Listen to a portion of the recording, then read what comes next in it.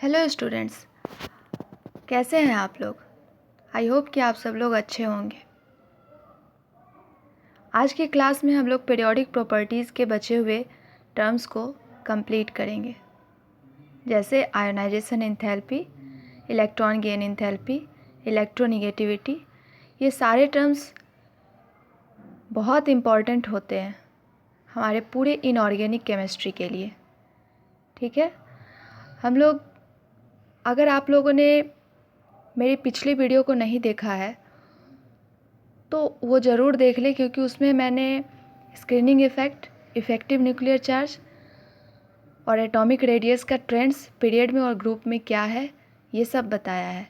Screening effect और effective nuclear charge में बच्चों को मोस्टली बहुत कन्फ्यूजन होता है, और जिसको मैंने बहुत ईजी तरीके से बताया है उस वीडियो में।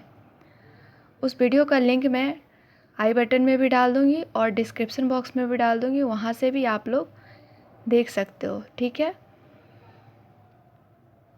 वीडियो स्टार्ट करने से पहले एक छोटी सी रिक्वेस्ट है कि आप लोग मेरे चैनल को सब्सक्राइब कर ले, बेल आइकॉन प्रेस कर ले, ताकि कोई भी न्यू नोटिफिकेशन आप तक सबसे पहले पहुंच जाए। ठीक है, और जो ये सीरीज़ है केमिस्ट्री का, उस सब का फ़ायदा उठा सके। अगर मेरी वीडियो आप लोग को अच्छी लगती है तो आप लोग एक लाइक करें और अपने फ्रेंड के साथ शेयर करें। ठीक है, और कोई भी क्वेश्चन हो या डाउट हो किसी भी तरह की, तो आप लोग कमेंट बॉक्स में पूछ सकते हैं, मैं उसका रिप्लाई करूँगी। तो आज की क्लास स्टार्ट करते हैं।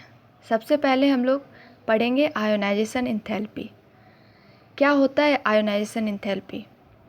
नाम से ही क्लियर हो रहा है, आयोनाइजेशन एंथैल्पी। एंथैल्पी मतलब एनर्जी, और आयोनाइजेशन मतलब कि आयोनाइज करने के लिए जो एनर्जी रिक्वायर्ड है उसे आयोनाइजेशन एंथैल्पी बोलते हैं। ठीक है, जैसे हम कोई एटम की बात करते हैं तो उसके सेंटर में न्यूक्लियस होता है, और उसके अराउंड जो सेल होते हैं उसमें इलेक्ट्रॉन्स होते हैं। ठीक है, जब भी हम किसी एटम को केमिकली रिएक्ट करवाते हैं तो उसके लिए या तो उसके इलेक्ट्रॉन्स को हम लोग निकालते हैं, लूजली बाउंडेड इलेक्ट्रॉन्स को या तो हम निकालते हैं, या तो हम लोग इलेक्ट्रॉन्स उसमें देते हैं, या फिर इलेक्ट्रॉन्स शेयर करते हैं दूसरे एटम के साथ, तभी केमिकली रिएक्ट होते हैं एटम। ठीक है, तो जब भी हम बात करें एटम की, तो जितना बड़ा एटम का साइज होगा हमारा नंबर ऑफ सेल उतना इंक्रीज़ होगा, और इलेक्ट्रॉन्स और न्यूक्लियस के बीच में फोर्स ऑफ अट्रैक्शन वीक होगा। इसीलिए जो लास्ट में होने वाले हमारे इलेक्ट्रॉन्स हैं वो लूजली बाउंडेड होंगे न्यूक्लियस से, और उनको ब्रेक करके निकालना इजी होगा, मतलब कि हमें कम एनर्जी देनी होगी। तो आयोनाइजेशन एंथैल्पी, जब भी हम किसी एटम से इलेक्ट्रॉन्स को निकालते हैं, उसको आयन में चेंज करते हैं, उसके लिए एनर्जी जो प्रोवाइड कराते हैं, उसी एनर्जी को हम लोग आयोनाइजेशन एंथैल्पी बोलते हैं या फिर एनर्जी बोलते हैं। ठीक है, amount of energy required to remove an electron from an isolated gaseous atom of that element resulting in the formation of positive ion और केटायन। ठीक है, पॉजिटिव आयन या केटायन को बनाने के लिए एटम से जो इलेक्ट्रॉन्स को निकालने के लिए एनर्जी देते हैं हम लोग, उसी एनर्जी को हम लोग आयोनाइजेशन एंथैल्पी बोलते हैं। ठीक है, लेकिन एक कंडीशन है, जो एटम है हमारा वो आइसोलेटेड होना चाहिए, मतलब किसी से बॉन्डेड नहीं होना चाहिए, और गैसियस फॉर्म में होना चाहिए। क्यों गैसियस फॉर्म में होना चाहिए? क्योंकि अगर वो सॉलिड या लिक्विड फॉर्म में होगा तो किसी न किसी मॉलिक्यूल से आपस में एक बॉन्ड बनाया रहेगा, तो उस बॉन्ड को पहले ब्रेक करना होगा। अगर सॉलिड है तो पहले वो लिक्विड में कन्वर्ट होगा, लिक्विड है तो पहले स्टीम में कन्वर्ट होगा, फिर स्टीम से जो है हम लोग वहाँ एनर्जी प्रोवाइड करेंगे, तब इलेक्ट्रॉन रिमूव होगा, और उस एनर्जी को हम लोग आयोनाइजेशन एंथैल्पी बोलेंगे। ठीक है, और जैसे जैसे इलेक्ट्रॉन्स निकलते चले जाएंगे, जो अंदर के इलेक्ट्रॉन, अंदर के सेल में जो इलेक्ट्रॉन है वो और न्यूक्लियस के बीच में और भी ज़्यादा फोर्स ऑफ अट्रैक्शन बना रहेगा, और उसको ब्रेक करने के लिए हमें और ज़्यादा एनर्जी प्रोवाइड करानी होगी। तो पहला इलेक्ट्रॉन तो ईजिली निकल जाएगा, लेकिन उसके बाद वाले इलेक्ट्रॉन, सक्सेसिव इलेक्ट्रॉन को निकालने के लिए हम लोगों को ज़्यादा एनर्जी देनी होगी। तो आयोनाइजेशन एंथैल्पी इंक्रीज़ करेगा ऑर्डर में, ठीक है। अगर हम बात करें कौन कौन सा ऐसा फैक्टर है जो आयोनाइजेशन एंथैल्पी को अफेक्ट करता है, उसके लिए सबसे पहला जो फैक्टर है वो है साइज ऑफ एटम, ठीक है। Size of atom ionisation enthalpy के इन्वर्सली रिलेशन होता है, ठीक है। आयोनाइजेशन एंथैल्पी जैसे जैसे हमारा एटॉमिक साइज बढ़ेगा, आयोनाइजेशन एंथैल्पी डिक्रीज होगा। पीरियड में बात करें हम लोग तो एटॉमिक साइज जानते हैं हम लोग कि डिक्रीज़ करता है, क्योंकि एटॉमिक रेडियस कम होता है, ठीक है। तो आयोनाइजेशन एंथैल्पी हमारा बढ़ता चला जाएगा, मतलब कि इलेक्ट्रॉन और न्यूक्लियस के बीच फोर्स ऑफ अट्रैक्शन ज़्यादा रहेगा, जिस इलेक्ट्रॉन्स को निकालने में हमें ज़्यादा एनर्जी देनी होगी पीरियड में। वहीं ग्रुप की बात करें तो एटॉमिक साइज इंक्रीज़ होगा और आयोनाइजेशन एंथैल्पी डिक्रीज़ होगा, ठीक है। सेकेंड जो फैक्टर है वो है न्यूक्लियर चार्ज। न्यूक्लियर चार्ज या फिर इफ़ेक्टिव न्यूक्लियर चार्ज, ऐसे दोनों टर्म एक नहीं होता है। इससे पहले वाले वीडियो में मैंने बताया है कि इफ़ेक्टिव न्यूक्लियर चार्ज क्या होता है और वो कैसे डिफरेंट होता है न्यूक्लियर चार्ज से। अगर आप लोग मेरे उस वीडियो को नहीं देखे हैं तो ज़रूर से एक बार चेकआउट कर लेना, ठीक है। तो न्यूक्लियर चार्ज या फिर इफ़ेक्टिव न्यूक्लियर चार्ज के आयोनाइजेशन एंथैल्पी डायरेक्टली रिलेट होता है, ठीक है। जैसे जैसे हम लोग पीरियड में लेफ़्ट से राइट जाते हैं, इफ़ेक्टिव न्यूक्लियर चार्ज हमारा इंक्रीज़ करता है। यही वजह है, यही रीज़न है कि आयोनाइजेशन एंथैल्पी भी हमारा इंक्रीज़ करता है पीरियड में। वहीं पर ग्रुप की बात करें तो आयोनाइजेशन एंथैल्पी डिक्रीज़ करता है, क्योंकि हमारा इफ़ेक्टिव न्यूक्लियर चार्ज डिक्रीज़ होता है, ठीक है। थर्ड जो फैक्टर है वो है shielding effect. Shielding effect directly relate होता है एटॉमिक साइज के, ये हमने पिछले वीडियो में पढ़ा है। तो एटॉमिक साइज के हम जानते हैं कि आयोनाइजेशन एंथैल्पी इन्वर्सली रिलेशन है, इसीलिए शील्डिंग इफ़ेक्ट से भी इन्वर्सली रिलेशन है, ठीक है। Larger the number of electrons in inner shell, greater the screening effect and smaller the force of attraction, hence ionization enthalpy decreases in group। लेकिन वहीं पर पीरियड की बात करें तो शील्डिंग इफेक्ट हमारा डिक्रीज़ करेगा और आयोनाइजेशन एंथैल्पी इंक्रीज़ होगा, ठीक है। इन्वर्सली रिलेशन होता है यहाँ पर भी आयोनाइजेशन एंथैल्पी और शील्डिंग इफेक्ट में। फोर्थ जो फैक्टर है वो है इलेक्ट्रॉनिक कन्फिग्रेशन, ठीक है। इलेक्ट्रॉनिक कन्फिग्रेशन कैसे अफेक्ट करता है, जैसे हम जानते हैं कि कोई भी एलिमेंट का जो हाफ फील्ड या फुली फील्ड ऑर्बिटल्स होता है वो ज़्यादा स्टेबल होता है, इसीलिए उससे इलेक्ट्रॉन्स को निकालना थोड़ा मुश्किल होता है, मतलब कि उससे में एनर्जी ज़्यादा देनी होती है। जैसे यहाँ पर एग्जांपल ले लें हम लोग बेरिलियम का और बोरोन का, तो बेरिलियम का ज़्यादा होता है ionisation enthalpy in comparison to boron, जबकि ये हम जानते हैं कि पीरियड में ऐसा ट्रेंड है कि आयोनाइजेशन एंथैल्पी लेफ़्ट से राइट जाते हैं तो इंक्रीज़ करता है। बट यहाँ पर एक्सेप्शन है कि बेरिलियम हमारा लेफ़्ट साइड में है, बोरोन हमारा राइट साइड में है, फिर भी बेरिलियम का ज़्यादा है आयोनाइजेशन एंथैल्पी और बोरोन का कम है। क्यों? क्योंकि बेरिलियम का जो एस ऑर्बिटल है उसमें कम्प्लीटली फील्ड इलेक्ट्रॉन्स है। वहीं पर बात करें बोरॉन की तो पी ऑर्बिटल में 1 ही इलेक्ट्रॉन यहाँ पे है, 1 ही इलेक्ट्रॉन इसमें है, इस वजह से बेरिलियम ज़्यादा स्टेबल है बोरॉन से, ठीक है। नोबल गैस की बात करें तो हम जानते हैं कि पीरियड में सब राइट जैसे बढ़ते हैं हम लोग तो आयनाइजेशन एंथैल्पी इंक्रीज़ करता है, इसीलिए नोबल गैस का आयनाइजेशन एंथैल्पी सबसे ज़्यादा होता है। क्यों? क्योंकि इसका इलेक्ट्रॉनिक कन्फिग्रेशन कम्प्लीटली फील्ड होता है। इसके बाहरी जो ऑर्बिटल होते हैं उसमें 8 इलेक्ट्रॉन कम्प्लीटली फील्ड होता है, ठीक है। इसीलिए इसका आयनाइजेशन एंथैल्पी सबसे ज़्यादा होता है। और नोबल गैस में भी बात करें तो सबसे ज़्यादा जो आयनाइजेशन एंथैल्पी है वो हीलियम का होता है। क्यों? क्योंकि ग्रुप में हम लोग जानते हैं कि नीचे जाने पर आयनाइजेशन एंथैल्पी कम होता है और हीलियम सबसे ऊपर होता है, टॉप पे होता है, इसीलिए हीलियम का सबसे ज़्यादा आयनाइजेशन एंथैल्पी होता है पूरे पीरियोडिक टेबल में, ठीक है। फिफ्थ जो फैक्टर है मेटालिक या इलेक्ट्रोपॉजिटिव कैरेक्टर, वो भी इन्वर्सली रिलेशन होता है हमारा आयनाइजेशन एंथैल्पी से, और रेड्यूसिंग पावर भी हमारा इन्वर्सली रिलेशन होता है आयनाइजेशन एंथैल्पी से। अब रेड्यूसिंग पावर क्या होता है, इलेक्ट्रोपॉजिटिव कैरेक्टर क्या होता है, ये सब हम लोग आगे पढ़ेंगे, ठीक है। तो सेकंड जो टर्म है प्रॉपर्टीज़ है वो है इलेक्ट्रॉन गेन इंथैल्पी, जिसे हम लोग इलेक्ट्रॉन एफिनिटी भी बोलते हैं। इलेक्ट्रॉन से प्यार, न्यूक्लियस का इलेक्ट्रॉन से एफिनिटी, प्यार, ठीक है। तो कहीं पर भी क्योंकि इलेक्ट्रॉन निगेटिव चार्ज है और न्यूक्लियस हम जानते हैं कि उसमें प्रोटॉन होता है और प्रोटॉन पॉजिटिव चार्ज को बियर करता है, तो हमेशा इलेक्ट्रॉन्स को अपनी तरफ खींचना चाहेगा, है ना।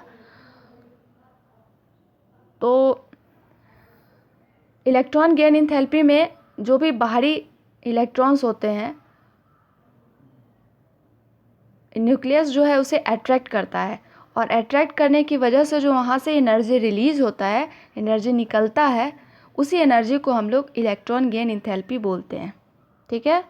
कोई भी आइसोलेटेड गैसियस एटम में जब हम इलेक्ट्रॉन ऐड करेंगे तो वहाँ से एनर्जी रिलीज़ होगा, और उसी रिलीज्ड एनर्जी को हम लोग इलेक्ट्रॉन गेन इंथैल्पी बोलते हैं, ठीक है। डेल एच बोलते हैं, ठीक है।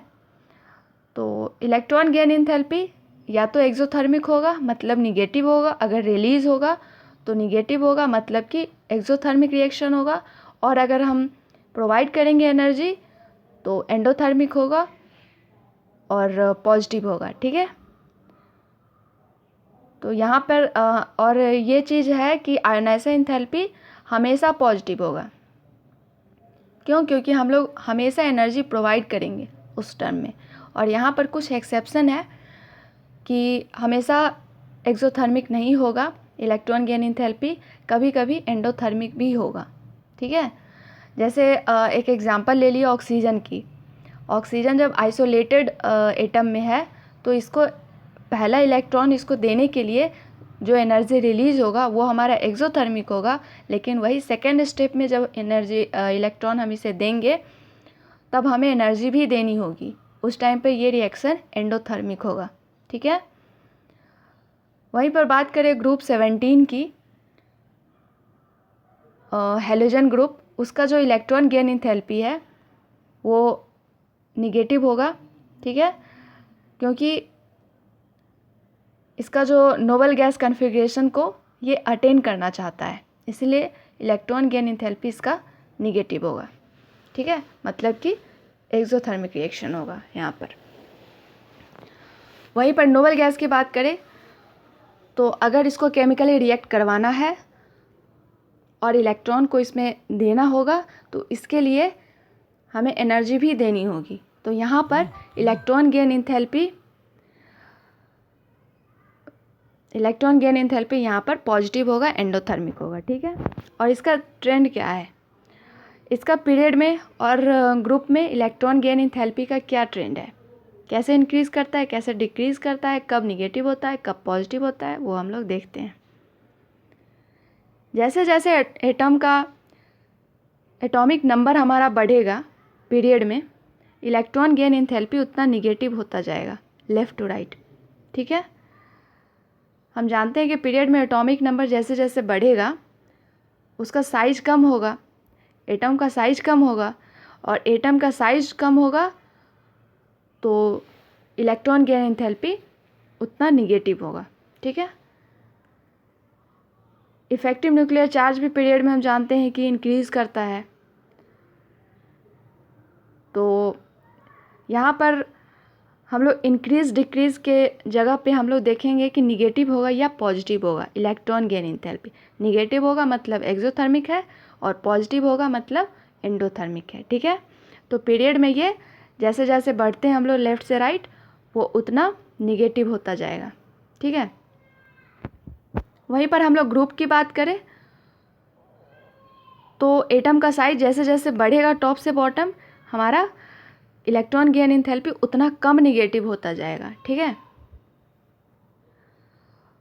इलेक्ट्रॉन एफिनिटी की बात करें, इलेक्ट्रॉन को अपनी तरफ अट्रैक्ट करने की जो पावर है न्यूक्लियस में, इलेक्ट्रॉन एफिनिटी और इलेक्ट्रॉन गेन एंथैल्पी सेम ही है। ठीक है, तो इलेक्ट्रॉन एफिनिटी की बात करें तो इन्वर्सली रिलेशन होता है हमारा एटॉमिक साइज के। एटॉम का साइज जैसे जैसे बढ़ेगा इलेक्ट्रॉन एफिनिटी कम होगा। तो बात भी तो सही है, जितना जितना एटम का साइज जैसे बढ़ेगा तो इलेक्ट्रॉन एफिनिटी जो है हमारा कम होता जाएगा। इलेक्ट्रॉन के प्रति जो प्यार है उसका न्यूक्लियस का, वो कम होता जाएगा। जितना दूर होगा हमारा इलेक्ट्रॉन और जितना पास होगा उसको उतना ज़्यादा अट्रैक्ट करेगा, है ना। और इफेक्टिव न्यूक्लियर चार्ज के वहीं पर बात कर ले तो डायरेक्टली रिलेशन है, और स्क्रीनिंग इफेक्ट के भी इन्वर्सली रिलेशन है। ठीक है, अब थर्ड जो टर्म है हम लोग वो पढ़ेंगे इलेक्ट्रोनिगेटिविटी। इलेक्ट्रोनिगेटिविटी क्या होता है? जैसे अभी तक हम लोगों ने पढ़ा कि आइसोलेटेड गैसियस एटम में या तो इलेक्ट्रॉन लेंगे या तो देंगे, तो उसमें जो एनर्जी हमें या रिलीज होती है या फिर देनी पड़ती है, हम लोगों को प्रोवाइड करनी होती है, तो उस एनर्जी को हम लोग आयनाइजेशन या फिर इलेक्ट्रॉन गेन एंथैल्पी बोलते हैं। लेकिन यहाँ पर हमेशा बॉन्डेड फॉर्म में रहेगा, यहाँ पे आइसोलेटेड नहीं रहेगा। इलेक्ट्रोनिगेटिविटी में एक मॉलिक्यूल्स है जो कि हमेशा कोवैलेंटली बॉन्डेड होना चाहिए। ठीक है, जब एक मॉलिक्यूल कोवैलेंटली बॉन्डेड रहेगा तो उसमें जो निगेटिव पार्ट है वो इलेक्ट्रॉन को अट्रैक्ट करने का उसमें जो पावर है, उस पावर को, उस टेंडेंसी को हम लोग इलेक्ट्रोनिगेटिविटी बोलते हैं उस एलिमेंट को।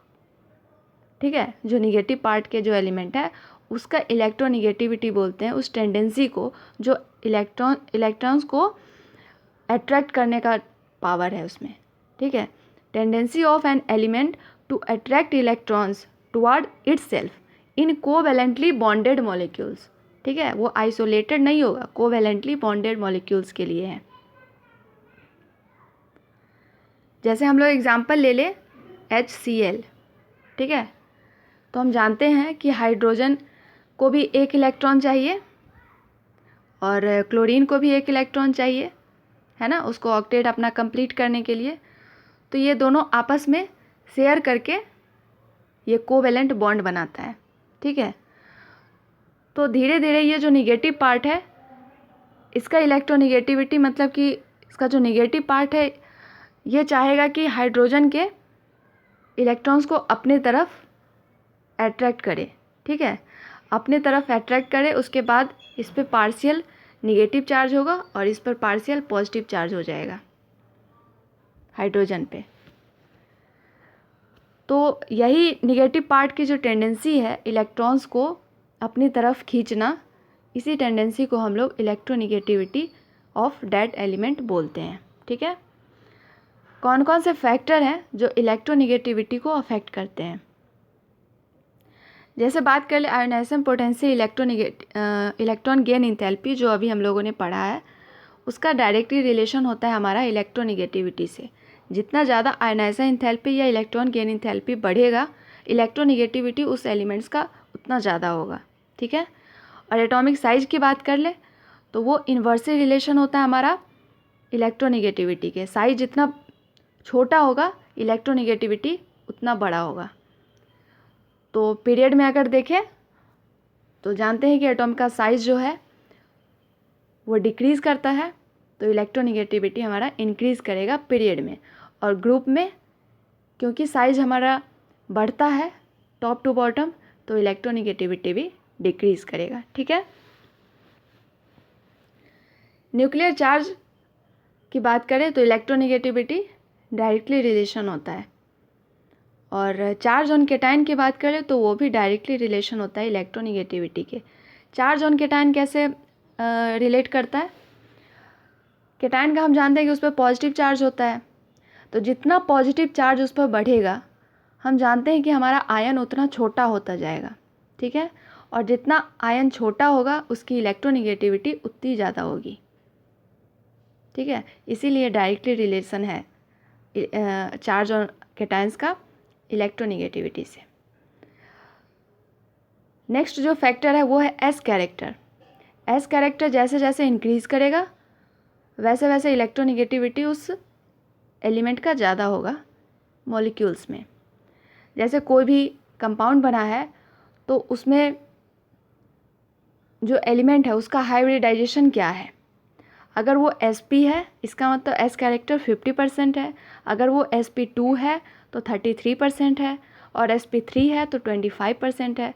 तो sp का सबसे ज़्यादा s कैरेक्टर है तो उसका इलेक्ट्रोनेगेटिविटी भी सबसे ज़्यादा होगा, ठीक है।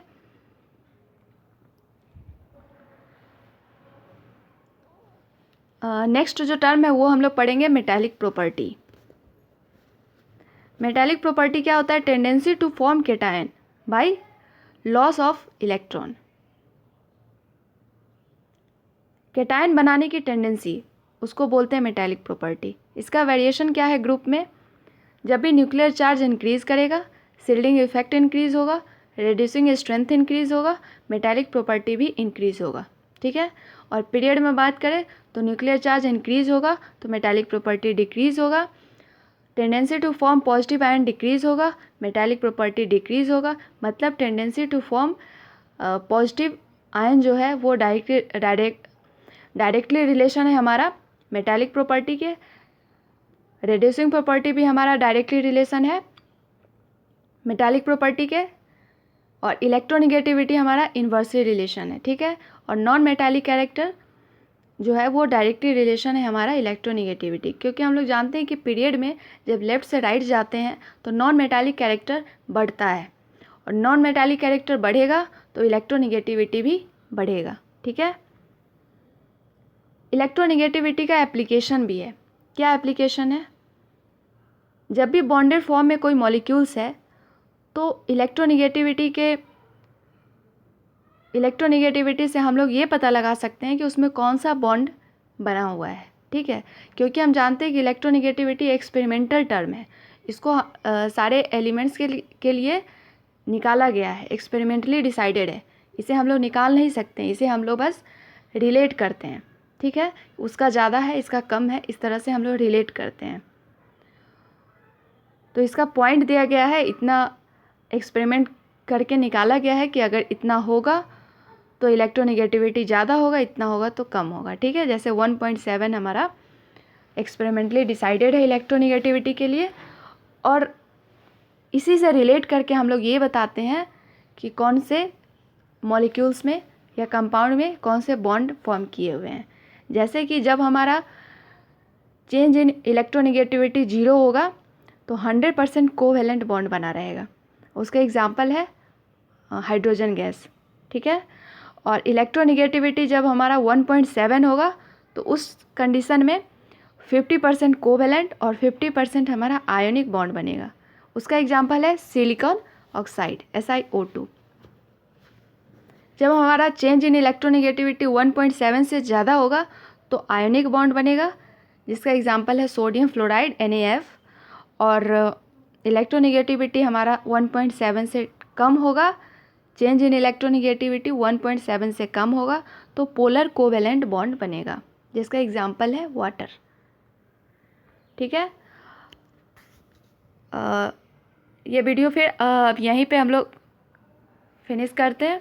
नेक्स्ट वीडियो में जो बचे हुए और भी कुछ पार्ट्स हैं जैसे ऑक्साइड्स हैं, डायगोनल रिलेशनशिप है, ये सब डिस्कस करेंगे हम लोग। फिर हम लोग का ये चैप्टर कंप्लीट हो जाएगा। उसके बाद प्रैक्टिस सेट का भी एक सीरीज़ बनाऊंगी, उसमें से भी कुछ क्वेश्चन भी लगवा दूंगी आप लोगों को, ठीक है। तो इससे ये चैप्टर हमारा अच्छे से कंप्लीट हो जाएगा। अगर आप लोगों को मेरी वीडियो अच्छी लगी तो आप लोग प्लीज़ लाइक करना और अपने फ्रेंड के साथ ज़रूर से ज़रूर शेयर करना, ठीक है। कोई भी क्वेरीज हो, कोई भी डाउट हो तो कमेंट करना, और हाँ मेरे चैनल को ज़रूर से सब्सक्राइब कर देना, ठीक है। फिर मिलते हैं हम लोग नेक्स्ट वीडियो में, तब तक के लिए बाय बाय।